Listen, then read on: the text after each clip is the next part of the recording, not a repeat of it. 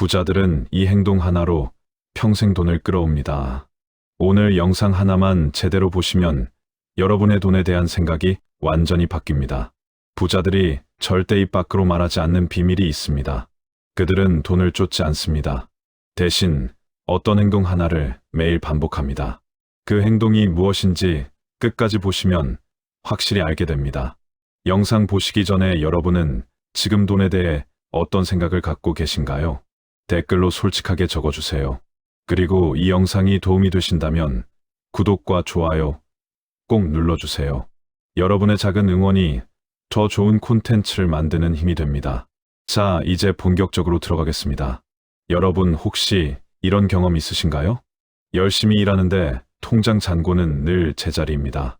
월급날이 되면 잠깐 숫자가 올라갔다가 카드값 나가고 공과금 나가고 보험료 나가면 다시 텅 빕니다. 이렇게 살다 보면 문득 이런 생각이 듭니다. 나는 왜 이렇게 돈이 안 모일까? 부자들은 뭐가 다른 걸까? 똑같이 24시간을 사는데 어떤 사람은 자산이 쌓이고 어떤 사람은 평생 쳇바퀴를 돌립니다. 그 차이가 뭘까요? 많은 분들이 생각합니다. 부자는 원래 부잣집에서 태어났겠지. 운이 좋았겠지. 학벌이 좋았겠지. 물론 그런 경우도 있습니다.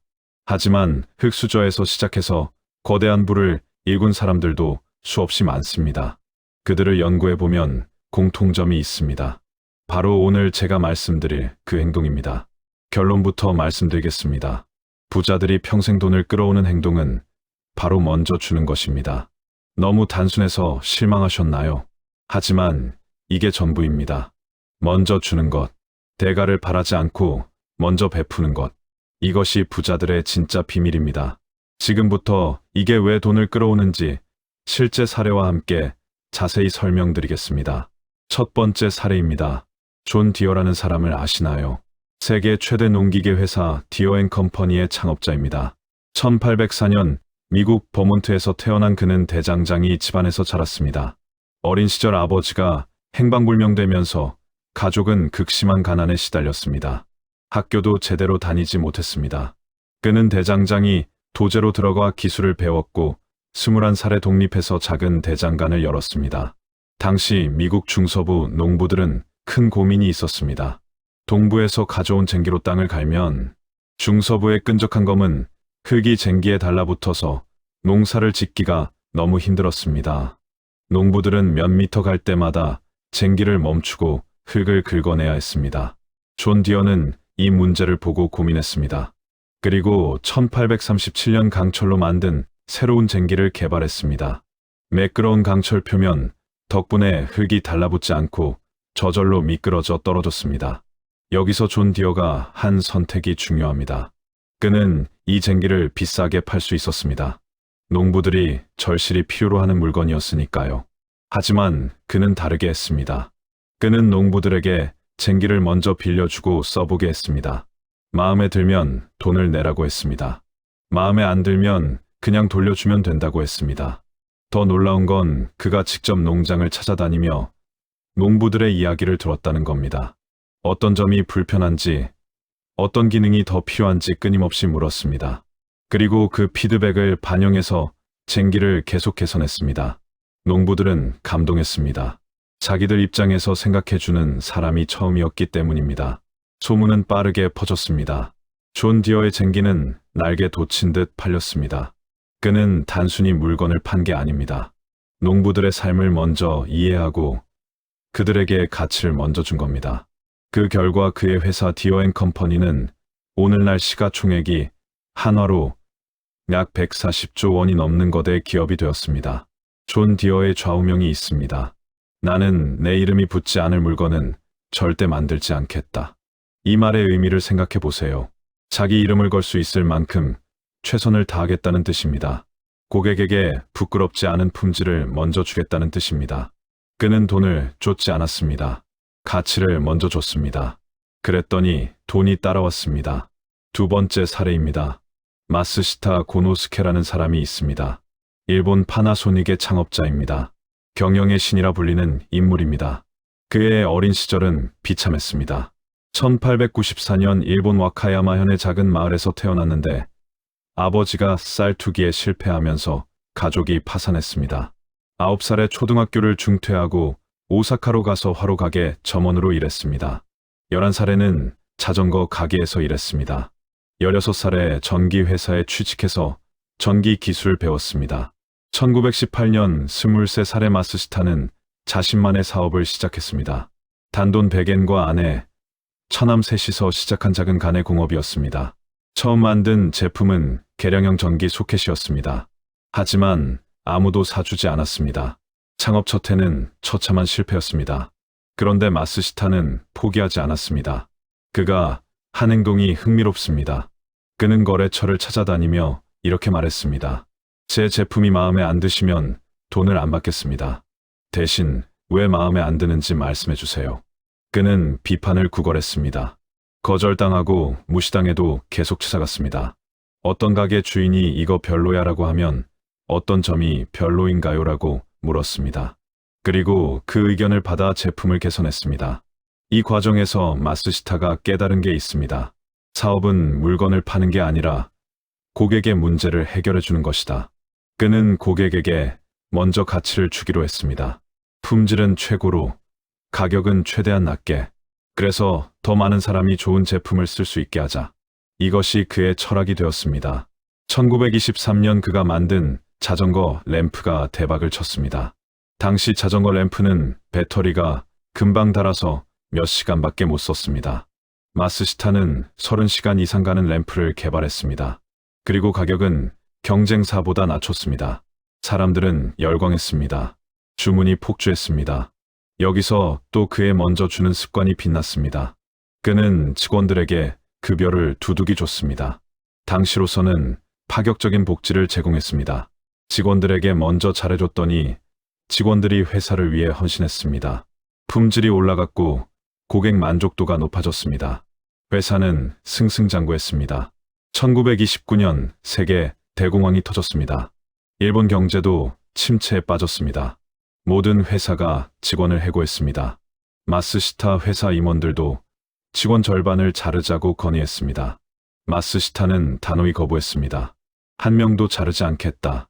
대신 공장은 반만 가동하고 모든 직원이 나가서 재고를 팔자. 그는 직원들에게 이렇게 말했습니다. 여러분의 일자리는 내가 지킨다. 대신 우리 모두 힘을 합쳐 이 위기를 넘기자. 직원들은 감동했습니다. 사장이 자기들을 버리지 않는다는 것에 큰 충성심을 느꼈습니다. 모두가 필사적으로 뛰었습니다. 놀랍게도 2개월 만에 재고가 다 팔렸습니다. 공장은 다시 전면 가동되었습니다. 대공황 속에서 오히려 성장한 회사가 되었습니다. 마스시타 고노스케의 경영 철학 중 유명한 말이 있습니다. 장사는 손님을 위해 하는 것이지 자신을 위해 하는 것이 아니다. 이익은 손님에게 봉사한 결과로 자연스럽게 따라오는 것이다. 그는 평생 이 원칙을 지켰습니다. 그 결과 파나소닉은 세계적인 기업이 되었고 그는 일본 역사상 가장 부유한 사업가 중 한 명이 되었습니다. 세 번째 사례입니다. 조지 피바디라는 이름을 들어보셨나요? 아마 처음 들어보시는 분이 많을 겁니다. 하지만 그는 현대 자선 사업의 아버지라고 불리는 사람입니다. 존 록펠러나 앤드류 카네기 같은 대부호들이 자선 사업을 시작한 것도 조지 피바디의 영향을 받았기 때문입니다. 조지 피바디는 1795년 미국 매사추세츠주의 가난한 가정에서 태어났습니다. 아버지는 가죽 노동자였고 8명의 자녀를 먹여 살리느라 항상 빠듯했습니다. 피바디는 11살에 학교를 그만두고 잡화점에서 일하기 시작했습니다. 20살이 되기 전에 여러 사업에 손을 댔고 27살에 볼티모어에서 도매 사업을 시작했습니다. 그의 사업 수완은 뛰어났습니다. 특히 신용을 중시했습니다. 그 시대의 많은 상인들이 약속을 어기고 물건값을 늦게 치르는 것이 당연시되던 때였습니다. 하지만 피바디는 달랐습니다. 그는 약속한 날짜에 무조건 돈을 지불했습니다. 심지어 손해를 보더라도요. 거래처들은 이런 피바디를 신뢰했습니다. 그와 거래하면 안심이라는 평판이 퍼졌습니다. 사업이 번창했습니다. 1837년 피바디는 런던으로 건너가 금융업을 시작했습니다. 여기서도 그의 먼저 주는 습관이 빛났습니다. 당시 미국 기업들은 유럽에서 자본을 조달하기 어려웠습니다. 미국에 대한 신뢰가 낮았기 때문입니다. 피바디는 미국 기업들을 유럽 투자자들에게 연결해주는 역할을 했습니다. 그는 수수료보다 신뢰 구축을 먼저 생각했습니다. 손해를 보더라도 미국 기업들이 약속을 지키도록 중재했습니다. 덕분에 미국에 대한 유럽의 신뢰가 올라갔고 피바디는 대서양 양쪽에서 가장 신뢰받는 금융인이 되었습니다. 피바디가 진정으로 빛난 것은 그가 번 돈을 쓴 방식입니다. 그는 평생 독신으로 살았고 검소한 생활을 했습니다. 그리고 자신의 재산 대부분을 사회에 환원했습니다. 1852년부터 본격적으로 자선 사업을 시작했는데 그 방식이 독특했습니다. 그는 단순히 가난한 사람에게 돈을 나눠주지 않았습니다. 대신 가난한 사람들이 스스로 일어설 수 있는 시스템을 만들었습니다. 런던에서 그가 한 일이 대표적입니다. 당시 런던 빈민들의 주거 환경은 끔찍했습니다. 좁고 더러운 방에 여러 가족이 함께 살았습니다. 위생 상태가 엉망이어서 질병이 만연했습니다. 피바디는 이 문제를 해결하기로 했습니다. 1862년 그는 피바디 트러스트를 설립하고 빈민들을 위한 양질의 주택을 건설했습니다. 이 주택은 단순한 시혜가 아니었습니다. 입주자들은 저렴하지만 임대료를 냈습니다. 대신 깨끗하고 안전한 환경에서 살 수 있었습니다. 피바디 트러스트는 오늘날까지도 운영되며 런던에서 약 6만 6천 채의 주택을 관리하고 있습니다. 피바디는 또한 교육에 투자했습니다. 그는 가난 때문에 학교를 일찍 그만둔 경험이 있었기에 교육의 중요성을 뼈저리게 알았습니다. 그는 미국 남부의 흑인들을 위한 학교를 세웠습니다. 남북전쟁 직후였고 노예 해방이 막 이루어진 때였습니다. 당시 흑인들은 교육받을 기회가 거의 없었습니다. 피바디는 이들에게 교육이라는 기회를 먼저 줬습니다. 그가 세운 피바디 교육기금은 남부 전역에 수백 개의 학교를 세웠고 수십만 명의 아이들이 교육을 받을 수 있게 되었습니다. 피바디가 평생 기부한 금액은 당시 돈으로 약 800만 달러입니다. 현재 가치로 환산하면 수천억 원에 달합니다. 하지만 더 중요한 것은 그가 기부의 방식을 바꾸었다는 겁니다. 그는 물고기를 주는 대신 물고기 잡는 법을 가르쳤습니다. 주택과 교육이라는 기반을 먼저 제공하고 사람들이 스스로 성장할 수 있게 했습니다. 피바디가 1869년 세상을 떠났을 때 영국 빅토리아 여왕은 그에게 자귀를 수여하려 했습니다. 하지만 피바디는 미국 시민으로 남고 싶다며 거절했습니다.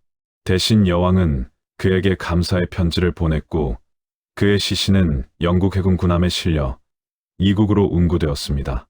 외국인에게 이런 영예가 주어진 것은 극히 이례적인 일이었습니다. 세 명의 부자 이야기를 들려드렸습니다. 존 디어, 마스시타 고노스케, 조지 피바디. 이들의 공통점이 보이시나요?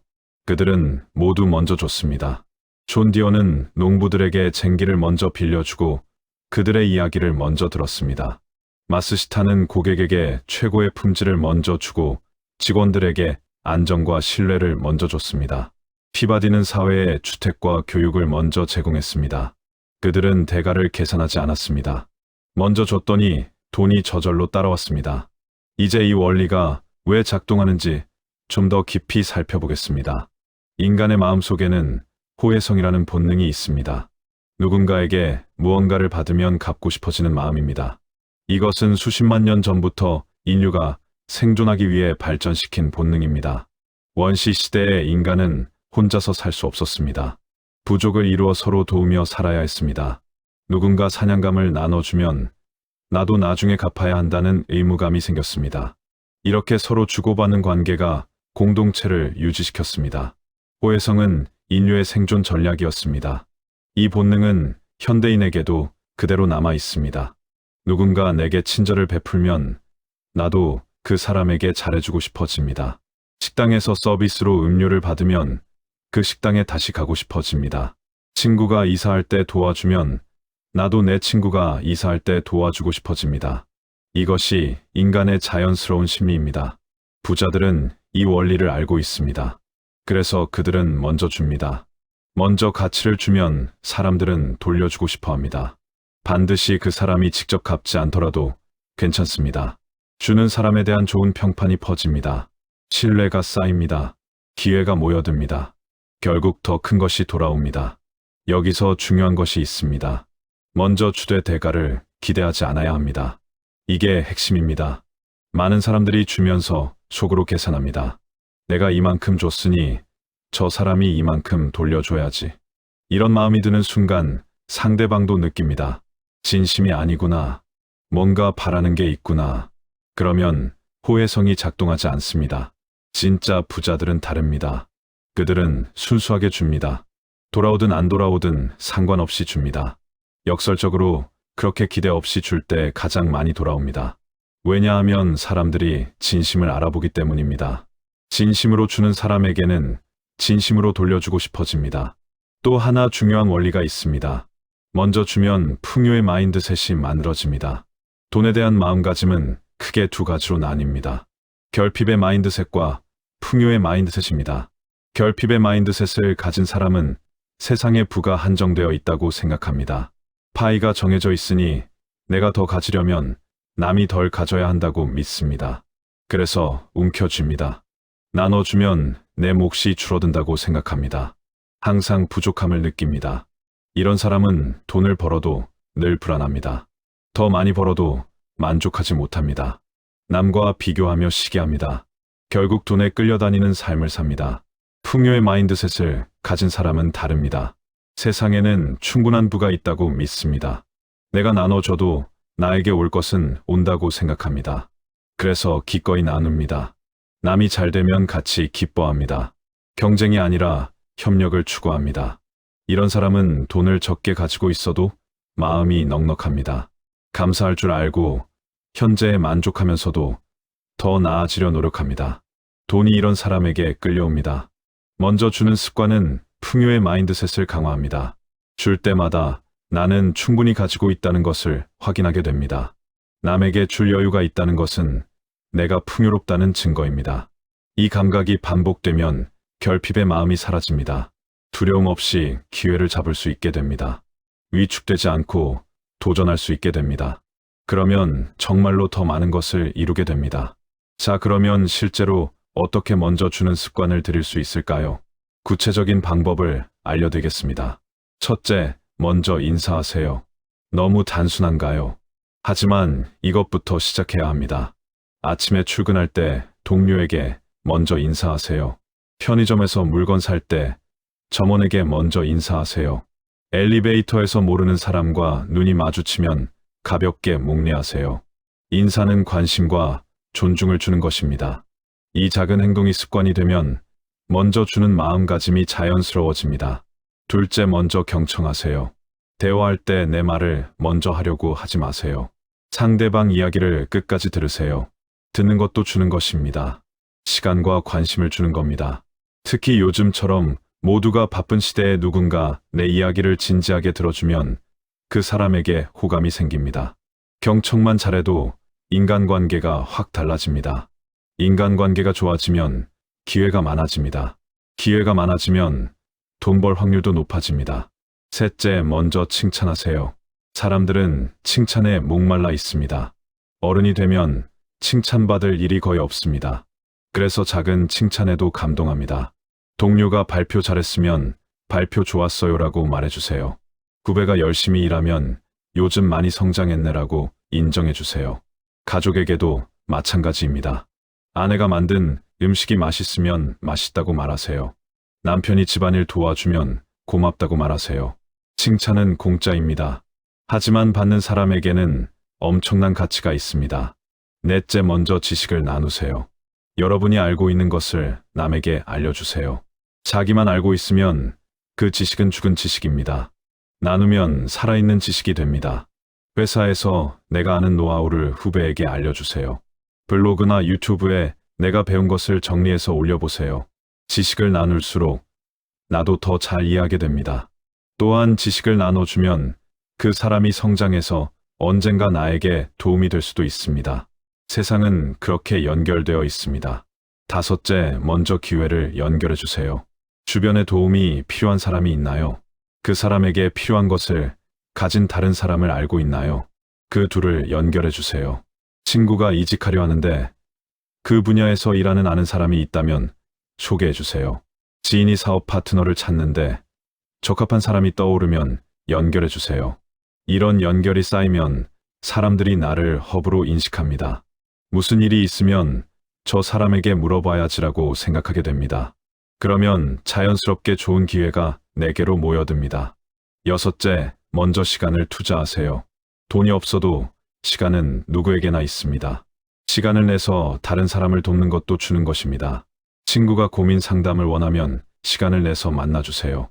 부모님이 스마트폰 사용법을 모르면 시간을 내서 알려드리세요. 동네 봉사활동에 참여해보세요. 내 시간을 기꺼이 남을 위해 쓰는 경험을 하면 마음이 부자가 됩니다. 마음이 부자가 되면 진짜 부자가 되기도 쉬워집니다.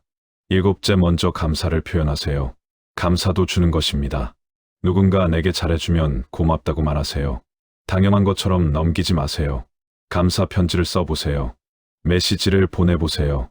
직접 만나서 고마웠다고 말해보세요. 감사받은 사람은 기분이 좋아지고 나에게 더 잘해주고 싶어집니다.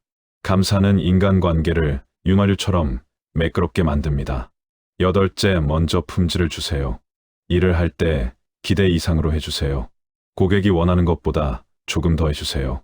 상사가 시킨 것보다 한 발 더 나가세요. 대충 하면 그냥 그런 사람이 됩니다. 기대 이상으로 하면 특별한 사람이 됩니다. 특별한 사람에게는 기회가 몰립니다.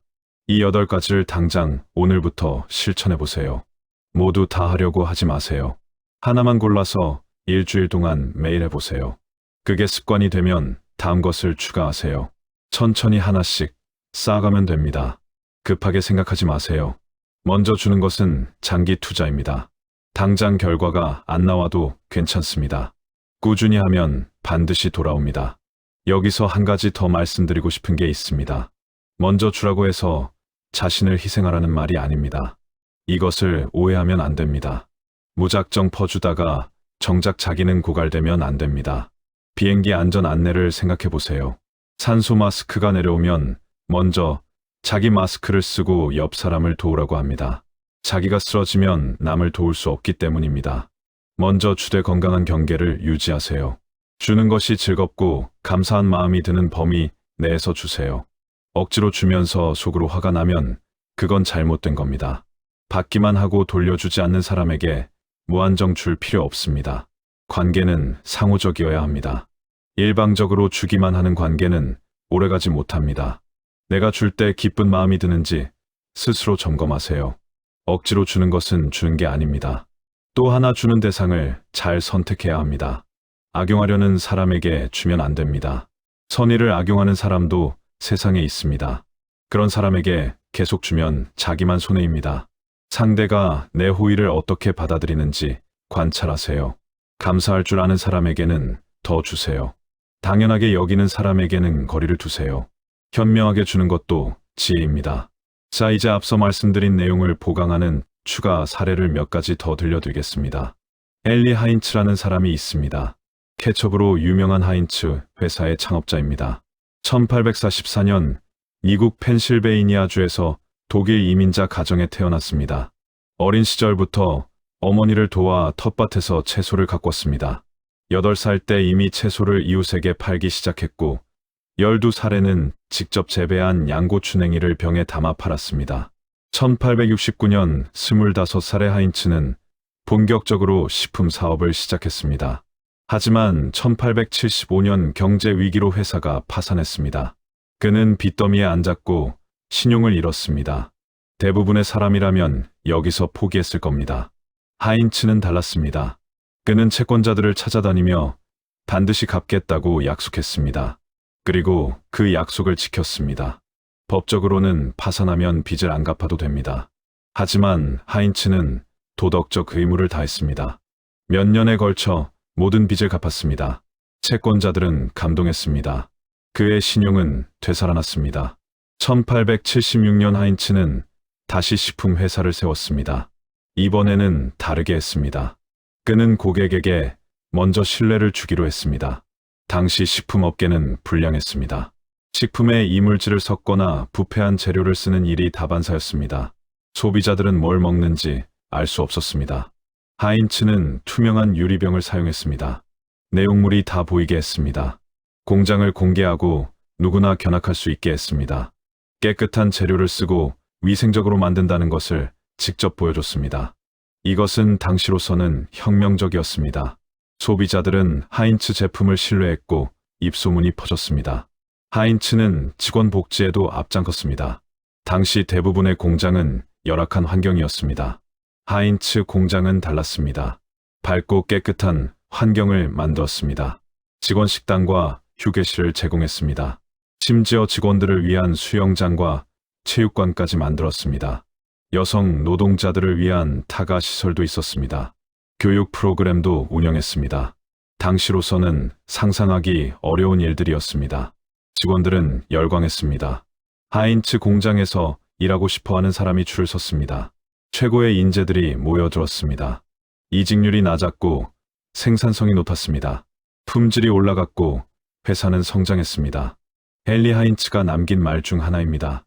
품질을 만들어라. 품질이 시장을 만든다. 그는 고객과 직원에게 먼저 품질과 신뢰를 줬습니다. 그 결과 하인츠는 세계적인 식품 기업이 되었습니다. 현재 하인츠는 크래프트 하인츠라는 이름으로 세계 5대 식품 기업 중 하나입니다. 또 다른 사례입니다. 에스티 로더라는 여성을 아시나요? 세계적인 화장품 회사 에스티 로더의 창업자입니다.